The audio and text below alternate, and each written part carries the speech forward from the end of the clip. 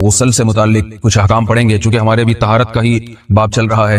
غسل کب فرض ہوتا ہے اور غسل کا طریقہ کیا ہے؟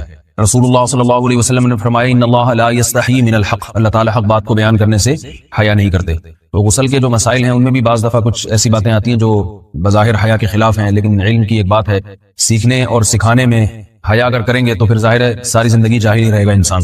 اور غسل کے مسائل سیکھنا اس لیے ضروری ہے کہ غسل جب فرض ہوتا ہے تو جب تک مکمل غسل نہ ہو آپ کی نماز ادا نہیں ہوتی۔ جب انسان اپنی زوجہ کے ساتھ ملاپ کرے اور انٹرکورس ہو جائے، چاہے اس صورت میں ڈسچارج دونوں میں سے کوئی ہو یا نہ ہو، لیکن دونوں پہ غسل فرض ہو جائے گا، مرد پہ بھی اور عورت پہ بھی۔ یہ تو مردوں کے غسل کے فرض ہونے کا۔ مردوں کے غسل میں ایک چیز یہ بھی ہے کہ اگر آپ نے رات کو نیند کی اور صبح آپ اٹھے اور آپ نے کپڑوں پہ نشان دیکھا، اب آپ کو یہ پتہ نہیں چل رہا کہ یہ منی کا نشان ہے یا مزی کا ہے، تو بھی آپ پر غسل کرنا فرض ہے۔ یہی سمجھا جائے گا کہ یہ آپ خواب میں ڈسچارج ہوئے ہیں۔ عورت پر جو غسل فرض ہوتا ہے ایک اور صورت میں ہوتا ہے کہ جب خواتین کو ایام آنا بند ہو جاتے ہیں، حیض یا نفاس سے جب پاک ہو جائیں تو بھی ان پہ غسل فرض ہے۔ یہ تو غسل کی فرضیت سے متعلق احکام تھے۔ کچھ چیزیں ایسی ہیں جن میں غسل سنت ہے، فرض نہیں ہے۔ جمعہ کے دن غسل کرنا رسول اللہ صلی اللہ علیہ وسلم نے بہت زیادہ تاکید کی ہے۔ سنت کی دو قسمیں ہیں، سنت مؤکدہ اور سنت غیر مؤکدہ۔ مؤکدہ وہ ہوتی ہیں کہ جن کو چھوڑنے کا اگر کوئی معمول بنا لے تو گناہ کا خطرہ ہے اور ایسا شخص قابل ملامت ہے، اسے شریعت ملامت کرتی ہے، برا بھلا کہتی ہے۔ تو غسل سنت مؤکدہ ہے، ہفتے میں ایک مرتبہ، چاہے جمعے کے دن ہو یا کسی بھی دن ہو۔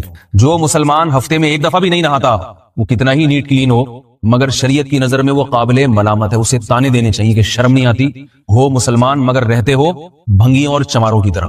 ملامت تو اسی کو کہتے ہیں نا۔ اس کی دلیل رسول اللہ صلی اللہ علیہ وسلم نے فرمایا صحیح حدیث سے، حق علی کل مسلم ان یغتسل کل اسبوع مرۃ، کہ ہر مسلمان پر لازم ہے کہ وہ ہفتے میں کم از کم ایک مرتبہ غسل کرے۔ ہر مسلمان پر لازم ہے، چاہے اس پہ غسل فرض نہ بھی۔ اور کس دن بہتر ہے؟ جمعہ کے دن۔ نبی صلی اللہ علیہ وسلم نے حکم دیا ہے کہ جمعے کے دن غسل کیا جائے۔ امام احمد بن حنبل کا مذہب یہ ہے کہ جمعے کے دن غسل کرنا واجب ہے، صرف سنت نہیں ہے بلکہ واجب ہے، لیکن جمہور کا مذہب یہ ہے کہ سنت عمل ہے۔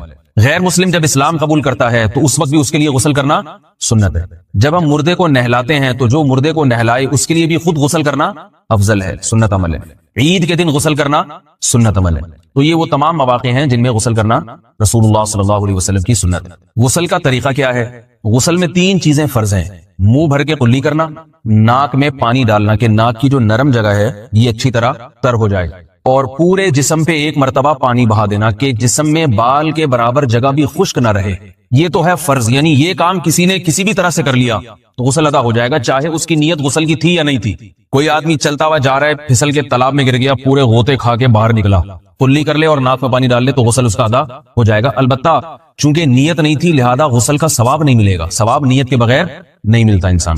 دلائل اس کے الگ موضوع ہے کہ اس کی دلیل کیا ہے کہ بغیر نیت کے بھی غسل ہو جاتا ہے، لیکن میں نے بتایا دلائل کا سیشن نہیں ہے، اس میں پھر بات لمبی ہو جائے گی۔ تو یہ تو ہے فرض، پورے جسم پہ پانی بہانا، کلی اور ناک میں پانی۔ سنت طریقہ کیا ہے؟ رسول اللہ صلی اللہ علیہ وسلم غسل کیسے کرتے تھے؟ سنت طریقہ جس پہ جو اختیار کرنا چاہیے وہ طریقہ یہ ہے کہ جب آپ غسل کے لیے بیٹھیں تو سب سے پہلے وہ جگہ دھوئیں جہاں نجاست اور ناپاکی لگی ہوئی ہے۔ نائٹ فال ہوا، کسی کو احتلام ہوا، تو جہاں جہاں گندگی لگی ہے پہلے اس جگہ کو دھوئیں، استنجا کریں، شرمگاہ کو دھوئیں اچھی طرح، سمجھ رہے ہیں بات کو؟ اس کے بعد ہاتھ دھوئیں اور مکمل وضو کریں جیسے ہم عام حالات میں وضو کرتے ہیں۔ مکمل وضو کرنے کے بعد دائیں کندھے پہ پانی ڈالا، لیفٹ سائڈ پہ پانی ڈالا۔ پہلے زمانے میں تو چلو سے غسل ہوتا تھا، ہاتھ دھو لیے تو اب چلو سے پانی لے کے یہاں ڈالا جا رہا ہے، چلو سے پانی لے کے یہاں ڈالا جا رہا ہے، پورے جسم پہ ملا جا رہا ہے، اور چلو سے پانی لے کے 3 دفعہ سر پہ ڈالا جا رہا ہے۔ تو آج کل چلو ولو تو ہے نہیں، شاور کے نیچے جا کے کھڑے ہو جاتے ہیں، تو اس میں یہ کہ شاور کھولے کھڑے ہو جائیں، سارے چلو اس میں خود بخود ہی ہو جائیں گے، پورے جسم پہ پانی بہ جائے گا۔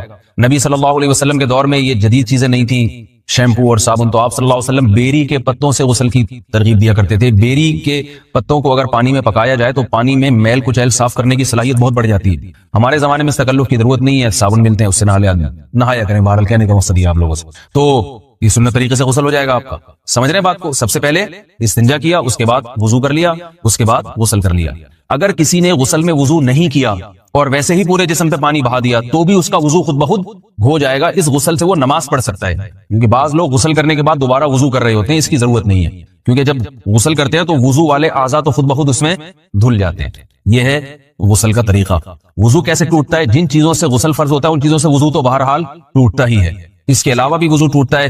اس سے پچھلے لیکچر میں نے کچھ تفصیل بتائی تھی کہ نجاست جسم سے کہیں سے بھی خارج ہو جائے یا نجاست نکل کے بہ پڑے، اگر قضاء حاجت کی جگہوں سے نجاست خارج ہوئی ہے تو نظر بھی آ جائے وضو ٹوٹ جائے گا، اور قضاء حاجت کے علاوہ جگہوں سے اگر نجاست خارج ہوئی ہے، خون وغیرہ ہے جیسے، تو جب تک نکل کے بہے گا نہیں تو اس وقت تک وضو نہیں ٹوٹے گا۔ سمجھ رہے ہیں بات کو؟ وضو کا طریقہ کیا ہے؟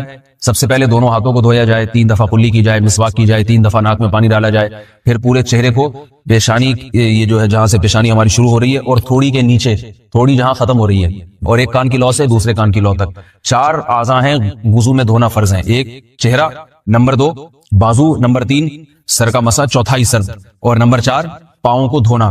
اس کی دلیل قرآن مجید کی مشہور آیت ہے فَاغْسِلُوا وُجُوهَكُمْ وَأَيْدِيَكُمْ إِلَى الْمَرَافِقِ۔ اللہ فرماتے ہیں ایمان والو، جب نماز کا ارادہ ہو تو اپنے چہروں کو اور اپنے ہاتھوں کو دھو، سر کا مسا کرو اور پاؤں کو ٹخنوں سمیت دھو۔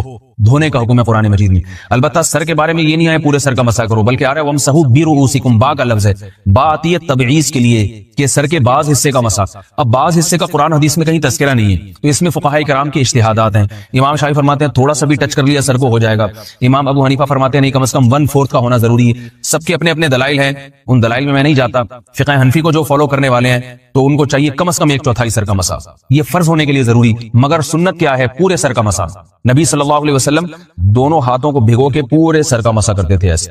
سمجھ رہے بات کو؟ اور مسا کے جو یہ ٹیکنیکل طریقے ہیں کہ آپ یوں پہلے انگلی بنائیں، پھر یوں لے کر جائیں، پھر یوں گھما کے لائیں، پھر یوں، یہ ٹیکنیکل طریقے حدیث سے ثابت نہیں۔ مسا کا طریقہ کیا ہے؟ بھیگا ہوا ہاتھ لے کے ایسے پورے سر کو ہو گیا۔ پھر حدیث میں یہ بھی ہے کہ یوں لے جاؤ، اور یہ بھی ہے کہ دو واپس بھی لے کر آؤ، دونوں طرح سے ثابت۔ تو ایسے بھی کر سکتے ہیں کہ یوں لے جائیں، اور ایسے بھی کر سکتے ہیں لے کے جائیں اور پھر واپس بھی لے آئیں، دونوں طریقے جائز ہیں۔ لیکن کم از کم سنت اتنی ہے کہ پورے سر کا مسا ہونا چاہیے۔ بعض لوگوں کو شو مارنے کا شوق ہوتا ہے، اگر وہ واپس لائیں تو بال ان کے خراب ہو جاتے ہیں، کہتے ہیں یار یہ پھر مسئلہ خراب ہو جائے گا، تو پھر ایسے لوگ صرف یوں ہی لے جائیں کافی ہے۔ افضل تو یہ کہ یوں بھی لے جائیں، یوں بھی لے جائیں، دونوں طرح سے صحیح ہے، بہرحال دونوں حدیث سے ثابت ہیں۔ سمجھ رہے بات کو؟ اور یہاں ایک اہم مسئلہ بتا دوں، قرآن مجید نے پاؤں کو دھونے کا حکم دیا ہے، پاؤں پہ مسا کرنے کا حکم نہیں دیا، اور حدیث میں خفین پر مسا کرنے کا حکم ہے۔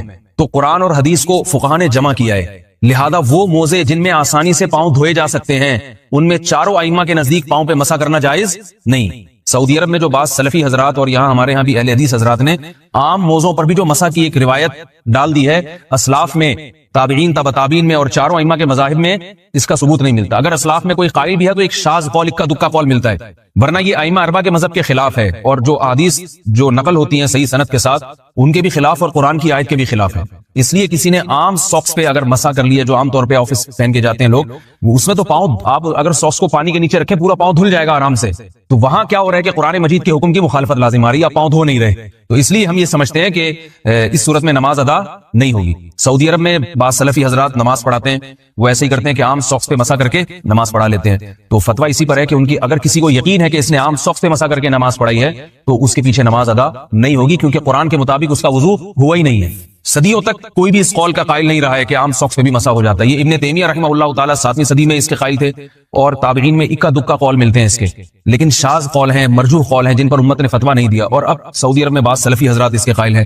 ہمارے ہاں اہل حدیث حضرات بھی چونکہ اکثر سعودی عرب کے سلفی حضرات ہی کو فالو کرتے ہیں، تو انہوں نے بھی وہیں سے یہ فتویٰ لیا ہے۔ لیکن ائمہ اربعہ کے مذہب میں اور دلائل کے لحاظ سے دیکھا جائے تو یہ مذہب کمزور ہے۔ قرآن نے پاؤں کو دھونے کا حکم دیا، آپ دھوئیں گے پاؤں جب تک دھونا ممکن ہے۔ چمڑے کے موزے ہیں ان کو دھونا ممکن نہیں ہے اتارے بغیر، لہذا ان موزوں کے اوپر مسا ہو جائے گا، تو اس سے قرآن پر بھی عمل ہو جائے گا اور حدیث پر بھی عمل ہو جائے گا۔ اس لیے ائمہ اربعہ نے جو قرآن و حدیث کو سمجھ کے جو فیصلہ کیا ہے اس پہ چلنا ہمارے لیے زیادہ مفید ہے بنسبت آج کل کے جو علماء ہیں ان کی اپنی ذاتی آراء پر۔ اس لیے یہ بھی ایک وضو سے متعلق اہم مسئلہ تھا، سمجھ رہے ہیں؟ باقی تو ماشاءاللہ وضو کرنا سب کو آتا ہی ہے۔ اور وضو کے بعد دعا کیا ہے؟ کلمہ شہادت، اشہد ان لا الہ الا اللہ وحدہ لا شریک لہ اشہد ان محمدا عبدہ ورسولہ اللہم اجعلنی من التوابین واجعلنی من المتطہرین۔ اے اللہ تو مجھے بار بار توبہ کرنے والوں میں شامل کر دے اور بار بار پاکیزہ رہنے والوں میں شامل کر دے۔ توبہ اس لیے کہ میں نے ظاہری طہارت تو حاصل کر لی، مجھے روحانی طہارت بھی عطا کر دے۔ اگر میں نے گناہ کی ہوں تو مجھے ان سے بھی توبہ کی توفیق عطا فرما لے، تاکہ اس لحاظ سے بھی میرا وضو ہو جائے، اس لحاظ سے بھی میں پاک ہو جاؤں۔